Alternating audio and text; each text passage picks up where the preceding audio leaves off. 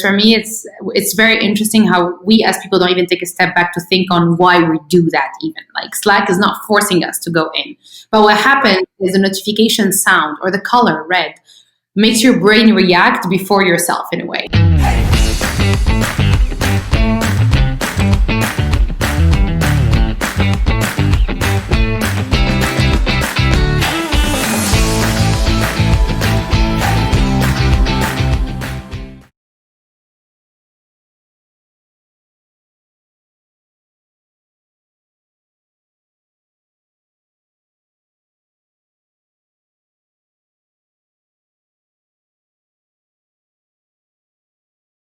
Emna Ghariani, thank you so much for joining me on my 20-Minute Leaders show. How are you?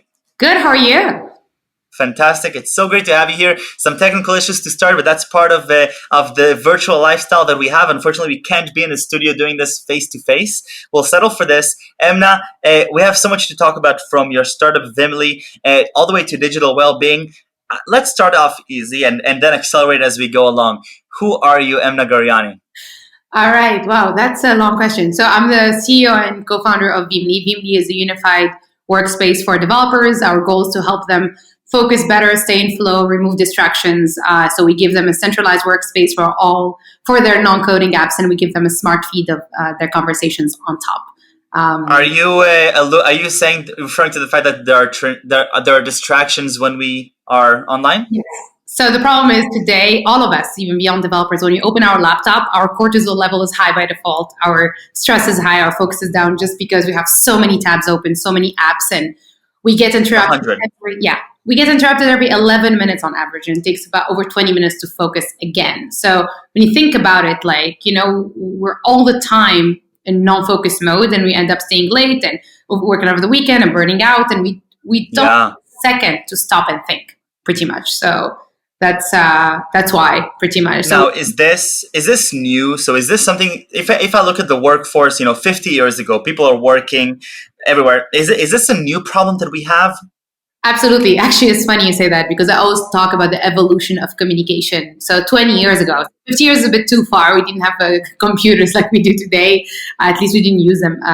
We didn't have computers like we do today. So 20 years ago, however, communication used to happen via 1-2 main channels. Of course, that had a lot of issues like scattered information, silo effects. And in the past few years, we've seen an explosion of collaboration apps and work apps. And now there's literally an app for everything, and there's no streamlined process. So we are here not to streamline the process between all these apps and help people better leverage and optimize their time, in the hope to help them get to their work-life balance. So yeah.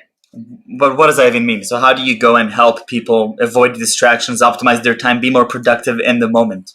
Very good question. So for us, what we do in Veamly, so it's a desktop app. So you have access to all your different apps, and on top you have your smart feed, but we have a mode where you can go from sync to async. So when you are in async mode, you have no interruptions. You still have your smart inbox being filled up with all your conversations. And then we have a soft alert system to help users understand that they need to look at something, but if they're in flow, it's not going to interrupt them. And then what we do is we bring them awareness on how they're using their time, and we give them insights to help them really educate themselves better. So with Veamly, they get at least an hour back a day.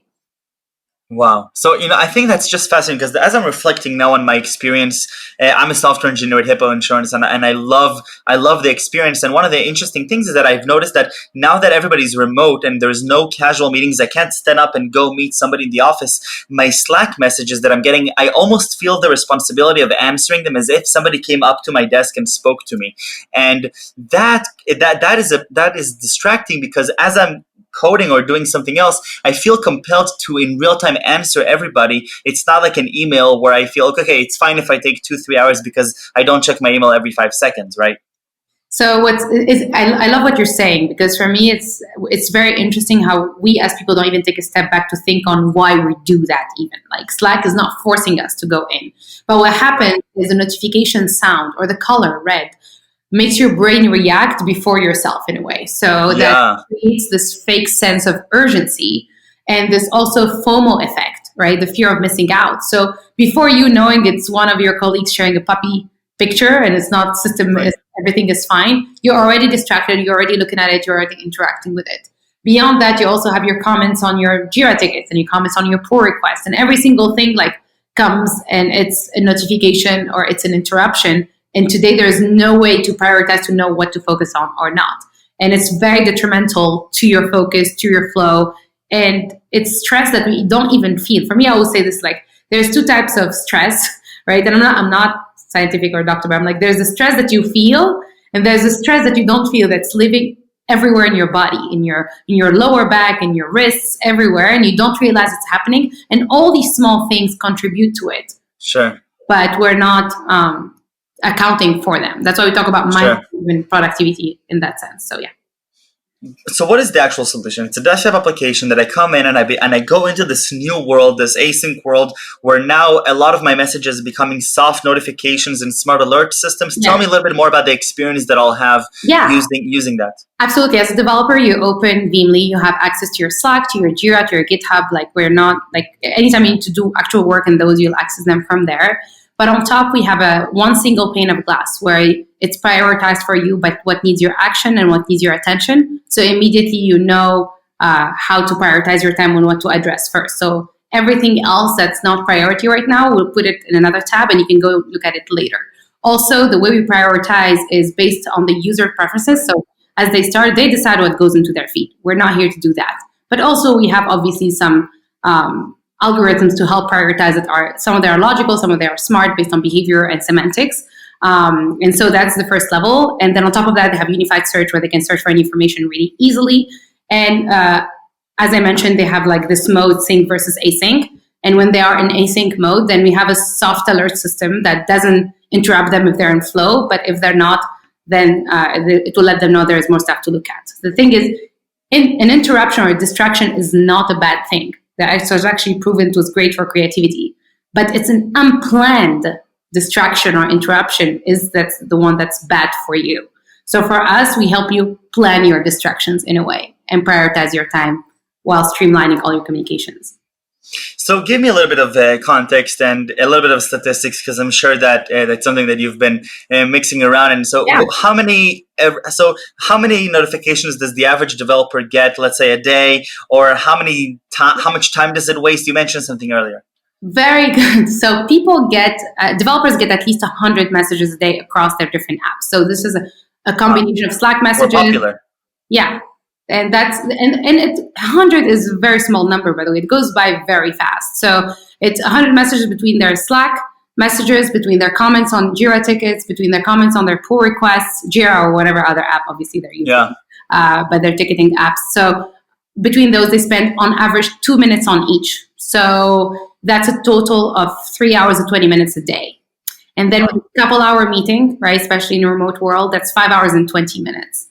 So theoretically, in an 8-hour day, that leaves them with an hour and 40 minutes of true focus time, which of course does not happen. Unfortunately, the developer community has always been guilty of not being great at their work-life balance. So they tend to burn out really quickly. They don't take days off. They don't put themselves at the forefront. At the same time, every app out there that's about developers, it's all about code. It's all about product. It's not about them as people. So, and for us, we're like, we come from that background. We build product, we've seen it, and we want to care about them as people, because as they are more balanced, everything else will go even better, more productive, better for the company, better for everybody. So, and that's what we believe. Right. How did you get started with this whole idea?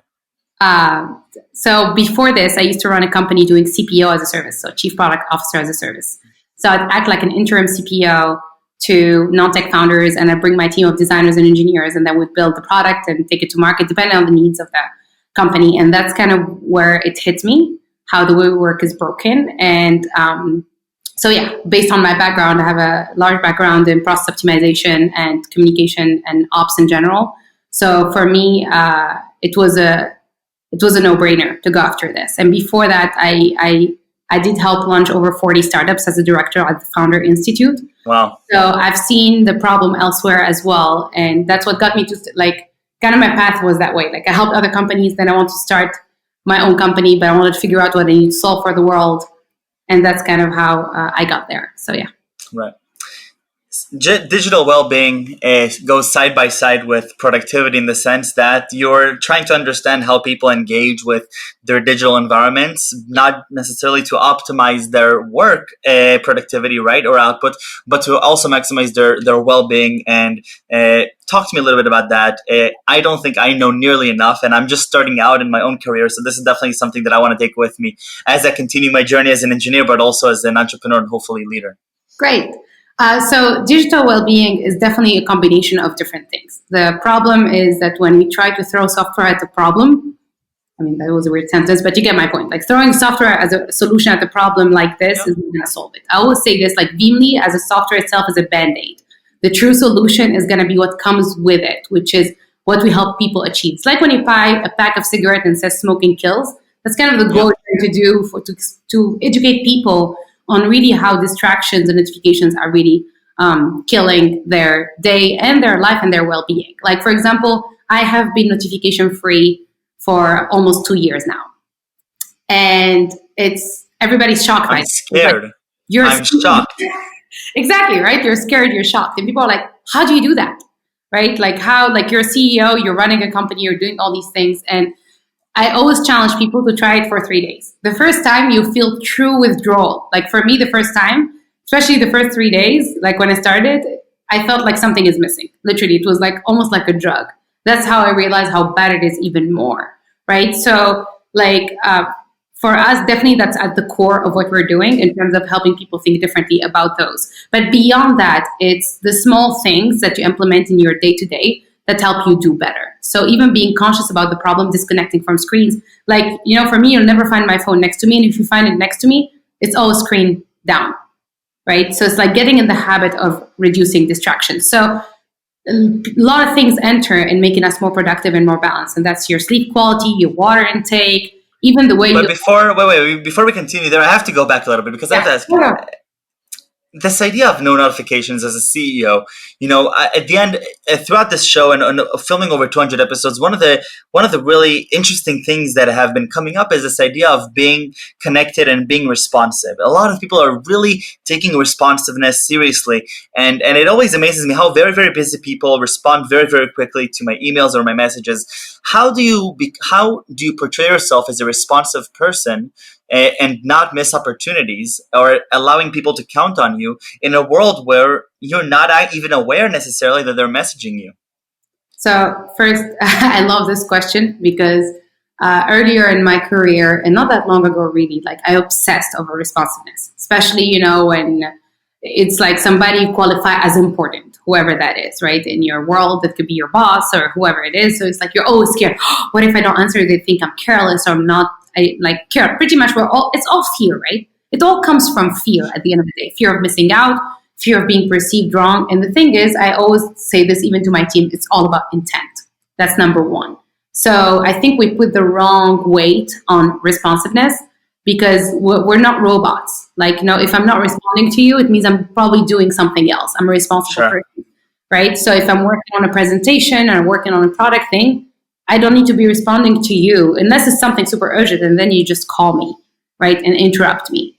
And so the thing is you realize that most people don't care if you reply to something within 24 hours. That's when it comes to email, right? When it comes to instant messaging like Slack and other things, like it's a matter of an hour or two, which nobody does unless you're in a collaboration mode. And you're in collaboration mode, you need to schedule that. Like I talk about structured synchronous communication, right? Like there's a whole debate about async versus sync. I'm like, sync can be structured, right? I can be in sync mode. That's how we have this feature. And if I'm in sync mode, all my notifications are coming in, but it's fine because I'm in collaboration mode. So I never had any issues with responsiveness since I've been notification free because I still check my different apps on a regular basis, right? If I'm done with the task at hand, then I'm going to go check my main channels of communication, right? So, which is I use mainly Trello, Jira, Slack, and email. These are the 4 main ones for me. So, yeah. And so, when you're running your company now, do all your engineers have to use Veamly to be productive? I hope that for them, they're building it. So if they don't believe in it, we'll have a problem, right? So it's not even like for us, even the whole approach, whether it's our engineers or other engineers out there, The whole point is we're not forcing something on you. We're bringing awareness for you. It's kind of what you said about yourself, right now. It's like, I'm an engineer. I see this. It's like, yeah, I want you to realize that for yourself. And hopefully we help you be more balanced, be more focused, and do better, really. So 100%. So back to this, back to digital well-being.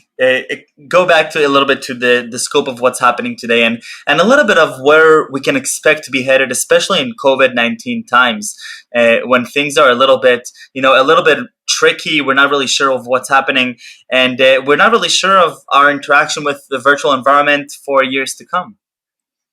So this is actually, COVID made this problem even more prominent and bigger, because now we don't have a separation between our personal life and our work. For me, I've been running remote for years, right? Like before this, I helped launch companies remotely in different countries. So, but I always made it a point to separate my work environment from my personal home, because it's very hard, right? That's why, like, one of the advice you get is, like, in order to be balanced, try to have like your own space, try to make it create sort of routine, etc. So back to the digital well-being aspect of it, in this environment we are in, more than ever, we need a sense of stopping, creating a separation between our personal life or not. For me, I talk about the sense of accomplishment. I say with Veamly, the whole point is to get you to that sense of accomplishment and remove FOMO. You know, things are there for you. So you can see data about how you're using your time. You know what you have accomplished today. You know what you need to be doing tomorrow. Everything is there for you. It's not going to go anywhere. So when you disconnect, you don't have that stress of like, did I miss something, right? So beyond that is bringing the other external factors, more than ever, taking care of our health and our sleep and all these different things that impact our productivity are important.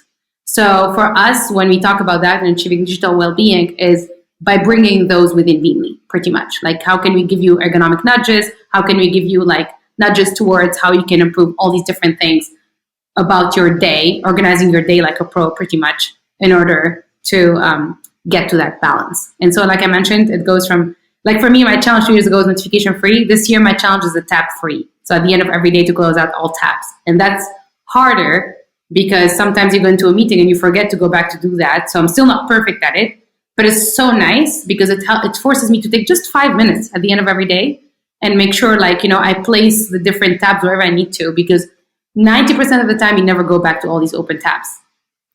But it's just bad habits. So it's like, it takes time. So that's why it has to be incremental. We have to be kind to ourselves. And to achieve true digital well-being, you need to become aware of how you're spending your time. So awareness sounds like the number one key, because for every person, the implementation will likely be a little bit different, fitting to their own personal needs. But give me some more helpful ideas of what I can be doing in my daily life to have better digital well-being. And right now, I have to say, it's tough because I'm in front of the screen sometimes 16, 17 hours a day. Both as an engineer, but also running this podcast, and it's a lot of screen time, and I want to make sure that I'm approaching this in the healthiest way. So, very good question. So there are a few things you can start implementing from tomorrow. First, calendar blocking sounds like trivial, but it's a very good tool, because calendar blocking, it will help you be more intentional about your time, because awareness is key, but intent is key too. We are opted in by default in our daily lives today. When you subscribe to a product, you're opted in by default. In your work, you're opted in by default. You don't take a second to think about how you're organizing all this. So if you take 10 minutes every night before the next day, or like once a week, to block your whole week, and to make sure to plug your breaks. Like, being in front of a computer for 17 hours, like, now what? You're very young, right? Early in your career. What's going to happen 20 years from now? When you're going to start having back pains and carpal tunnel and all these bad things, like your eyes are going to go to hell. So all these things, we're not intentional about them. So calendar blocking, amazing tool to help you schedule your breaks and realize, also be even more focused, because once you have that, then you have that rewarding aspect. That's how our brain works. You have a trigger and then you have a reward. So you know, it's like, oh, if I'm going to do this for 2 hours, I'm going to take a 30-minute break. And then I'm going to, do something else in that break, work out or go for a walk or watch something, whatever it is that you like doing. So that's the number one. 2, sleep. That's super important. We don't give enough weight to the importance of having a good night's sleep. It's important for everything, for our focus, but even like for our bodies, our health, like even our workout routine, diet, everything. So that's quote easy one to also schedule part of calendar blocking to be like at this time. And it helps to use technology, right? Like for me, I'm like, technology is not bad. It's about how you can leverage technology to get to your true digital well-being. Technology is not bad, but it can be misused. Exactly. And then people can, right. So if you have an Alexa or a Google Home or simply a phone reminder, put a reminder to go to sleep. It sounds trivial, but create a sleep routine. Like that's the time okay, before sleeping, I want to drink water. I want to read 10 pages of a book and do this thing. Create that routine. And then little by little, you'll get back to it. The problem is when you're lost, and we don't know where to get started, that's where it gets really, really hard. Yep. So these are some of the few things you can start with day one. I strongly recommend to organize your phone. I know this is phones are our biggest stressors today. Notifications, also like when you have 5 pages of 90 different apps that you don't use anyway. So if you take 5 seconds, like if you see my phone screen, I have maybe 10 folders, one that says work tools, one that says social, one that says finance. And all these little things that are not too hard to implement. They accumulate. And it will create that incremental change will add up to be something really impactful on you. Emna, this is wonderful. Thank you for being so generous with your time. Before we leave, I have to ask you for 3 words that you would use to describe yourself. Communication, process, and data. All around people at the core of one. So I'll say that's my holy trifecta. So it's like communication, process, and data, and the middle, people at the center. So yeah. People at the center. I like that. Emna, thank you very, very much. Best of luck with Veamly. Stay safe and stay healthy. And I love the mission. Thank you very much. Thank you.